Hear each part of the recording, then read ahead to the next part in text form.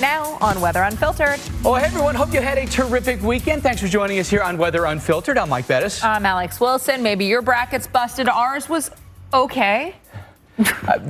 If you still have like some Final Four teams left, you're okay. You've done something right. Yes, you have. Very few do, right? This evening, not an easy commute home for some, whether it's in the air or on the roads. The weather has been a little for a Monday. And it's a great way to describe. Yeah, it was a pretty active stretch, to say the very least. It's also been active in the Pacific Northwest. We give you a virtual view of Seattle, where you've been out walking the market, but you've really been spending more time inside. You don't get that really iconic view, those great photos with clouds and rain showers around. Seattle, unfortunately, when we look at our forecast, tomorrow's your best chance day to be outdoors, see some sunshine. Again, get those really good views without the low clouds, the rain, the fog that comes with it. Thursday, Friday, the weekend, and into the start of next week all feature rain showers. Temperatures generally holding in the 50s.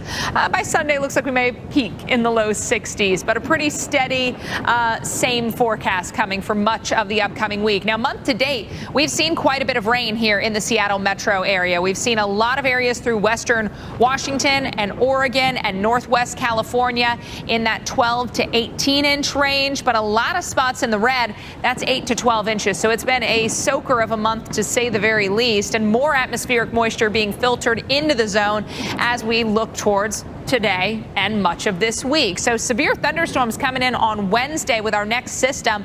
That could impact places like Seattle and Portland over into northern sections of Idaho as well. So we'll be watching for that risk of a storm that could bring you some hail, some gusty winds, even a tornado. Can't rule it out, but you can see it's a pretty low end risk of severe storms there for this part of the country. But here comes the system on Wednesday again, bringing that atmospheric moisture into parts of the northwest, Seattle, Portland, Medford, Redding. You've got rain showers Wednesday, Thursday, Friday, and again through the upcoming weekend as well. Seattle, you've got that retractable roof, so it's going to be closed. Thursday at 7:10, the Athletics coming in. We've got rain showers likely, so as you make your way to the stadium, you always want that lucky, close parking spot, right? Or even better yet, the ride share to drop you off. Temps holding right around the 50-degree mark throughout much of that game.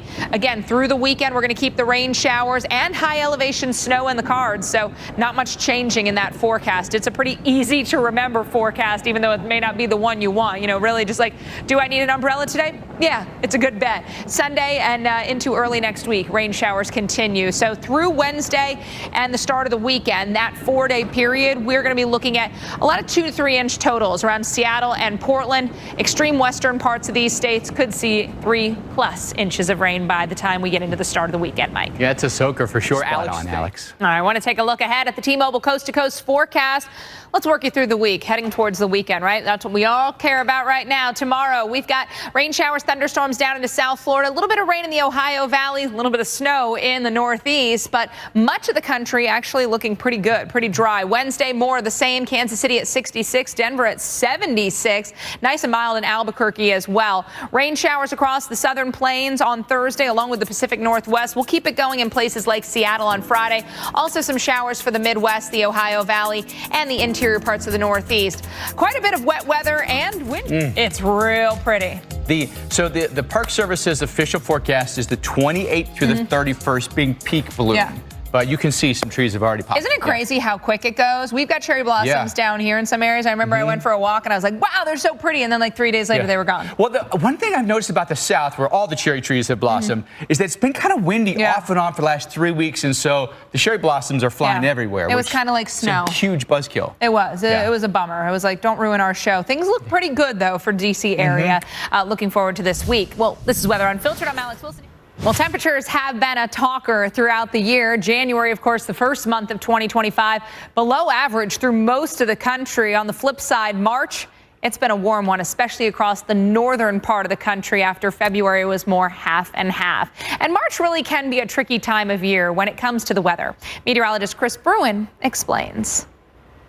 all coming together. And if we take a look at the last 20 years, where do we really look for tornado watches in the month of March? I think you can box it in by saying like I-70 to St. Louis down to the Gulf Coast, and then I-35 to I-75. And that general area is where the most prolific number of tornado watches are issued. Yeah, and it's fallen in line with where we've been watching throughout even the past few weeks. Parts of the South have been active. Now, dew points, they're on the rise. The Gulf, of course, does its thing with moisture as we head into the end part of the week. You can see New Orleans is 63. Not much in the southeast, so that's going to prevent the storms, at least for the start of the weekend. And as the system gets closer, we'll see those numbers in places like Atlanta go up too. We're trying, but you're going to see them by the weekend. Now we've got a lot more green on the map here, and a lot of moisture surging up into, say, the I-70 corridor around St. Louis, and from there southbound. Yeah, so Saturday, there's your risk zone, Kansas City to St. Louis, Little Rock, Fort Smith, Oklahoma City, thanks to those dew points and, of course, the next system moving in. Next front and dry line move in, all that moisture surges in the Ohio Valley, and voila, it makes sense. They've got areas from Chicago and Detroit all the way into Mobile and Lake Charles. We're going to be highlighting that through the week, of course, with future updates.